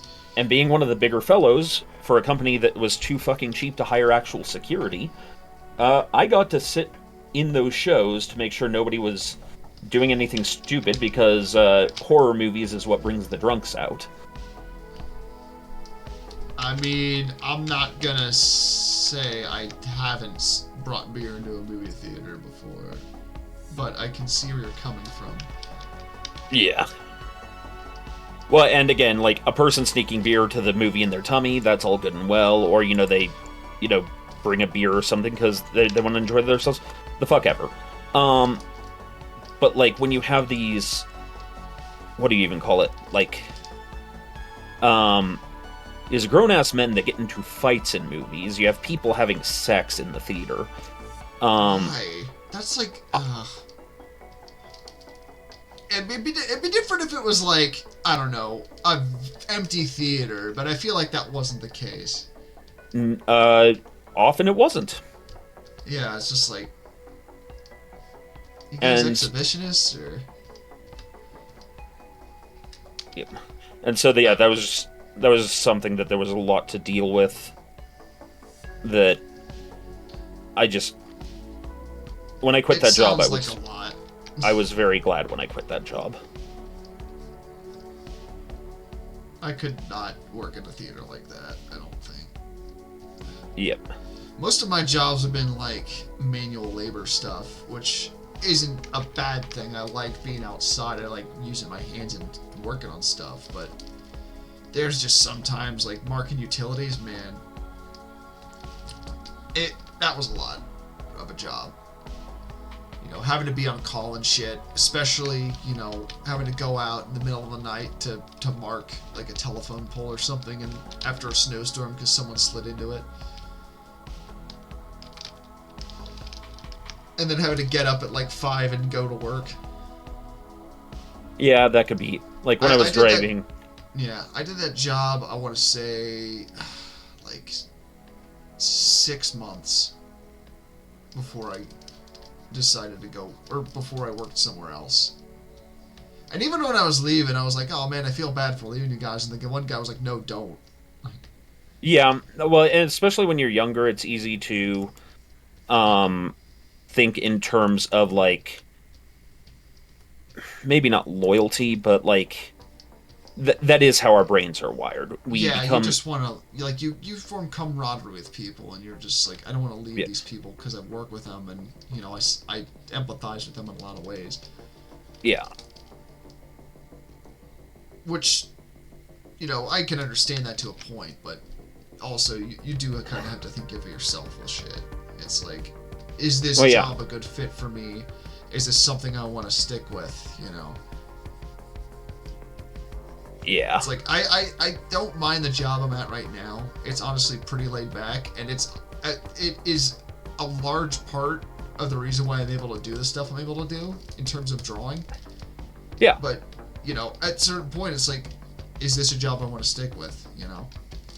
Exactly, yeah. And I think that's something that's part of, you know, the maturation process of being a functional member of society. Yeah. Because we forget that, you know, you can't take care of others if you can't take care of yourself.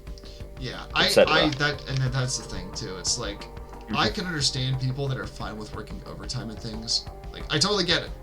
I understand wanting to be able to like provide a comfortable living for yourself and your loved ones, but I think at a certain point, I think that we are very much a culture that just overworks ourselves for no reason other than like bragging rights. And I think that I would rather work to live, not live to work, you know? Yeah. Like, I am not lazy by any stretch, do not get me wrong. Like, I will spend a lot of my free time working on art and stuff and just try to just work on things. Not even necessarily to get paid, but it's just more like because it's something I care about and I want to put the time and effort into to do good with it. Yeah. You know, I like commission work, but obviously that's not the point of what I'm doing this for. I'm doing this because I like it and because I want to get better at it. But, you know, at the same time though, I want to be able to do that in my free time. I don't want to have to worry about like a day job being in a career, you know? Yeah. Well, it's like why I do feel like I'm a little bit lucky with regards to my job in the sense of like, music is my passion, sound engineering is my day job. It's just that sound engineering comes close enough to my passion that, like, I get all the benefits of I don't have to have my hobby become work, but I also get to do my hobby a lot at work. Yeah, I get you. Because, like, what Mr. Tech said is very true. Like, sometimes making your hobby your work can just kill it. And that's the thing, too. It's like, there's times where I've thought, like, maybe I could do this for a living. And if I could find a way to comfortably do that, I would. Because I know we have people like Lady Red, for instance. She does her commission work for a living. But at the same time, though, I also know that if it was a lot of pressure for me to just rely on my day job to make a living, that would probably kill the fun for me. Yeah, no, and there's something to be said for that. Yeah.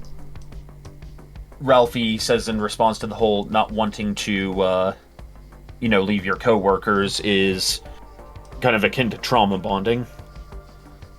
Honestly, you're not wrong, though, Ralphie. That is a very good way to put it.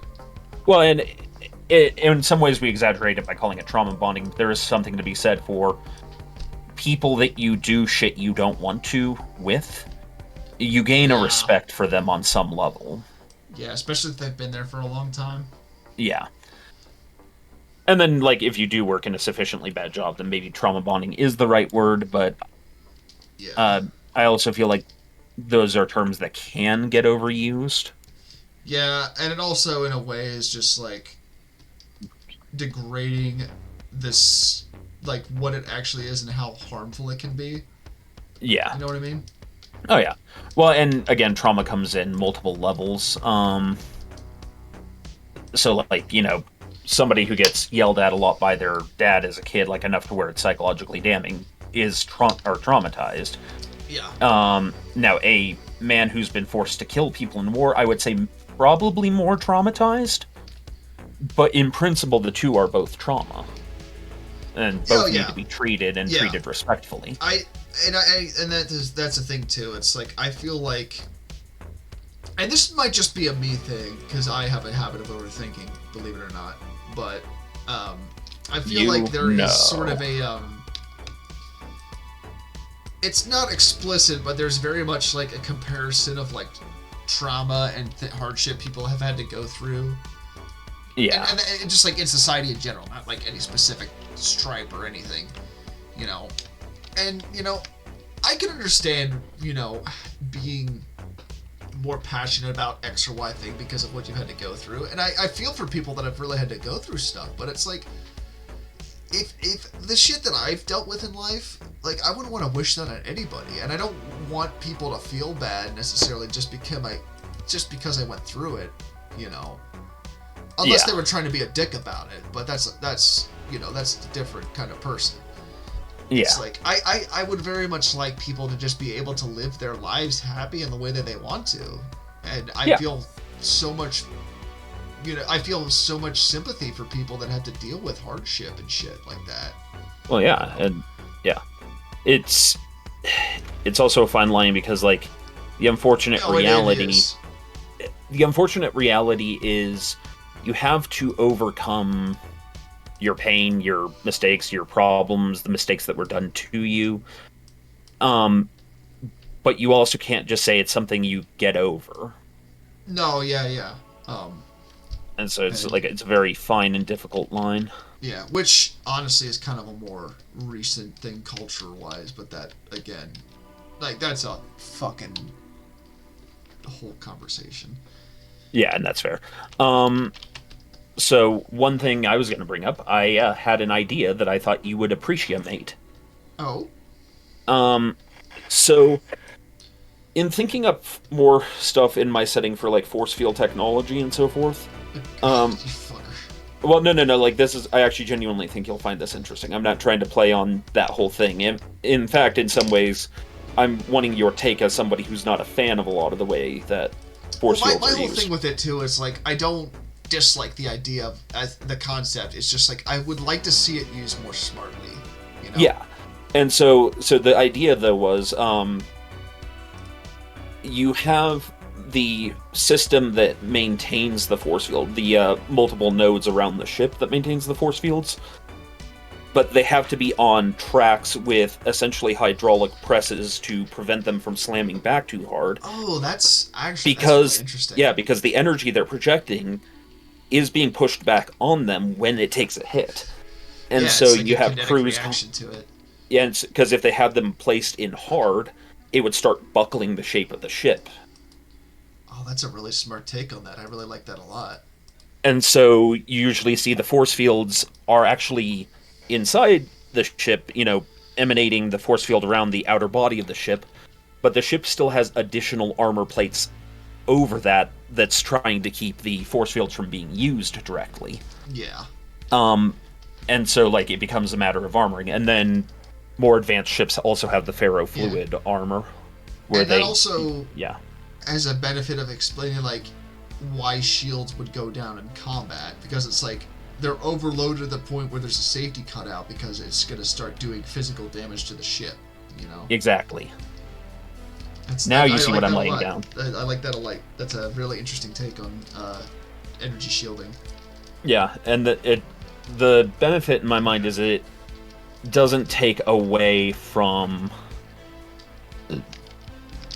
the heaviness of combat. Yeah. Because a lot of times, and this is the one difficulty with a lot of Star Treks, is I love Star Trek, and the movies do a better job about this, but a lot of the shows lose the impact of, like, taking a heavy cannon blast or something like that. Or losing people in combat, you know? Yeah. Yeah, it's just like, you just gotta write your stuff in an interesting way where there's, where it's not just like some kind of like magical super tech that is invincible to everything, like some Skeleton King shit, essentially. Yeah, and to the author's credit, I don't think that they're trying to make it invincible, but it's just invariably something that happens as a result of those difficulties in writing.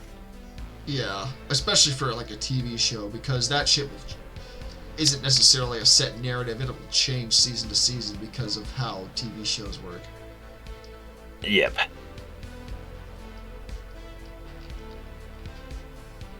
Just some fun things to think about. Yes. Man, this striping is looking not super great there. Yeah.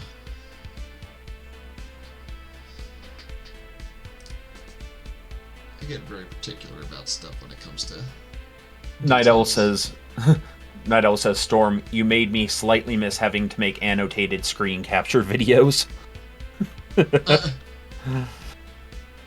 Oh, trips to Location Redacted will do that.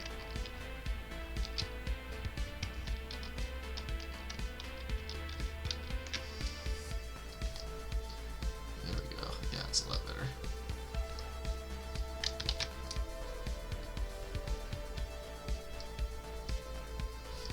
Yeah.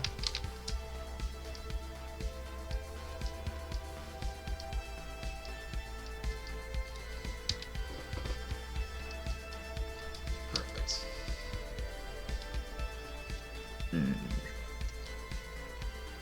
Yes. Yeah. I definitely want to add some more stripe to this. It's just going to be like, where do I want to add it? Because it's very easy to just like get too lost in the weeds when it comes to details. I've done it plenty of times. Yep. I would know nothing about that. Shut up. Stop putting me on blast. You're on blast on MTV. Yeah, it's cute, but I think he's married to Kim. Hee hee. Did you just fucking quote Eminem? Probably. Sounds like an Eminem thing. I could be wrong, though. Oh, Night Owl says by that, Oh, I see. Or images.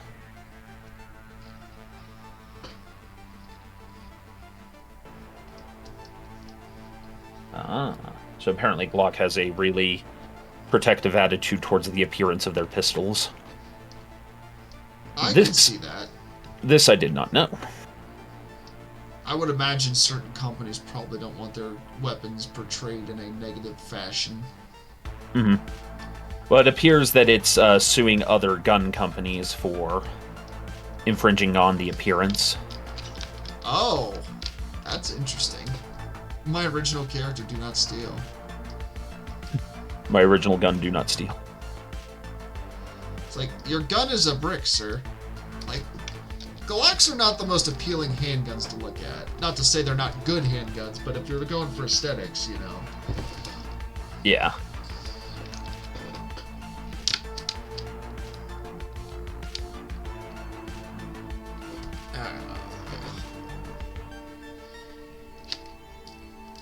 This is looking real nice.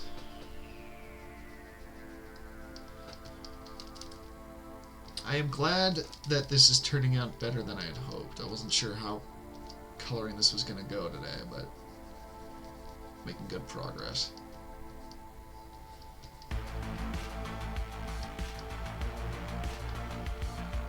There's just one more thing that I think we need to do here today before we end, and that's we need to give this ship a name. And I did have the idea of calling it the Indestructible 3, but I also had the thought of, what if we get chat involved in the conversation? So, chat. Wait a minute, Indestructible 3? Yeah, exactly. What happened to the first two? Don't worry about it. But I am curious to see what chat would like to name our death brick of a ship here.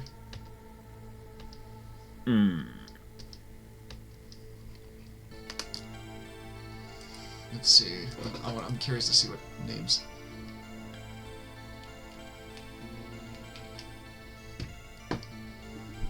Let's see some good ones. The one that is the main ship, the Hammer Time. The one that's doing the ramming. Sensible. Desirable, even. The Lusitania! Oh, God. Too soon, my dude. Yet oh, yeah, it's only been 110 years. I will never forget, Crispy. I forgot to remember. The 5th of November?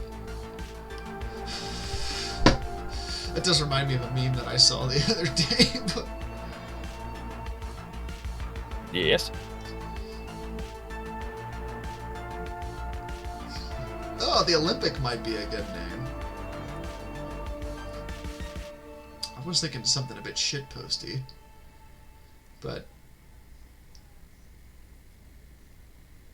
Damn it, Guy on Broadway. I'm not gonna read that out loud.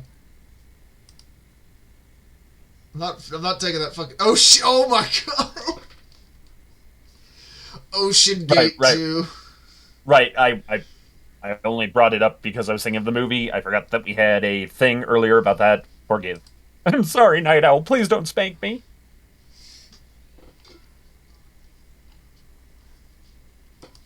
The Challenger 5.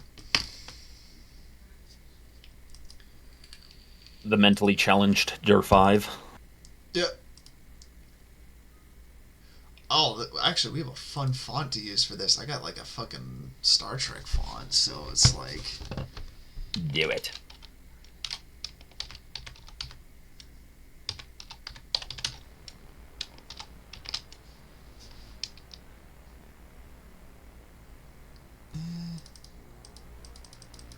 It does get kind of hard to read.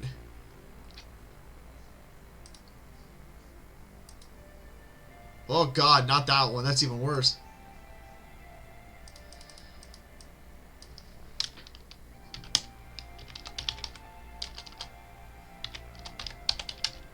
The Unsinkable 7. Another good one.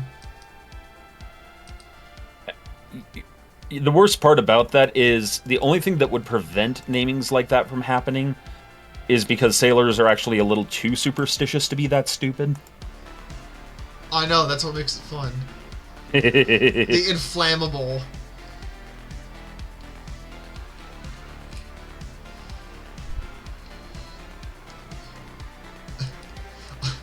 I'm gonna say inflammable too. We'll go with that. If you're not careful, it may suffer from the unthickening. I just want you to know, we believe in you. We love you. We trust you. And we know you're doing your best. Thank you. Tex. Thank you. Thank you, Mr. Tex. No problem. Mr. Tex, ladies and gentlemen. That was sudden and unpredicted. Yeah, I wasn't expecting that. I thought that was going to be someone else. I was like, oh, we're doing this today, okay. It's like, oh, Andy's here to scream and argue. No, it's Mr. Tex's dulcet tones. I don't remember Andy sounding like that. Oh, that's not Andy. Andy, how many packs a day? You gotta get those Marlboro miles, man. You gotta get that canoe. Aw, yeah. Now for some fun shit here. I'm gonna perspective this shit. Oh, wait. I have to do something first. Hold on. I have to do that, and then I have to actually... Because fun thing about a lot of these programs, and it's not just a Clip Studio thing, but you will generally have to rasterize it or convert it to outlines in order to get it to be able to do shit like this. Oh. Wait a minute. Oh, that's why it's... Alright. Here. Skew.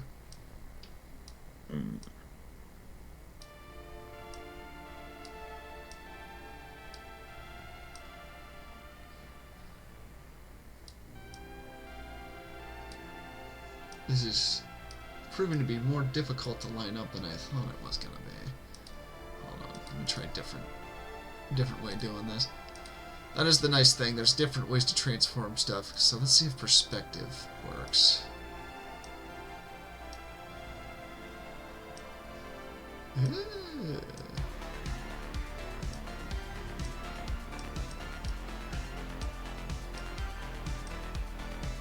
Yeah, that's working. There we go. Now we're cooking with peyote. Pro tip, do not cook with peyote. It is a safety hazard. It's an experience, I'm sure. I don't know if it's a... I guess it really depends on how you do it, but... I don't think I necessarily recommend that as like a Sunday dinner.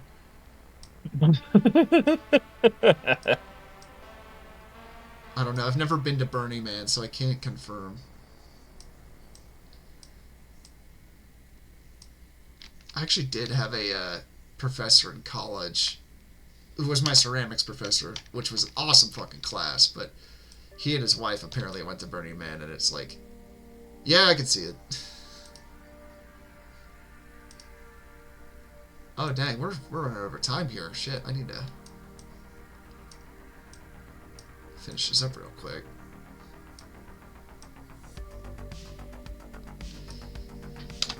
Oh, that'll do for now. I can't keep playing with text like I want to, because then we'll be here all night. But you guys will be able to see this final version when we do the Christmas dump. Yep. But thank you everyone for joining us on this wonderful stream today. I would like to say for the record, I love the art. Inflammable 2 is hilarious, but the actual name of my ship that I fought in the tournament was the Second Rodeo, and the other ship was the Women and the Children. Alright, those are also great names, then I can change it too. Yeah, so, yeah, the women and the children was great, because they're like, oh, I'm gonna kill the women and the children, right? So, you know, you just, you make them feel bad. Yes. And the Second Rodeo, because it wasn't my first. Yeah, man.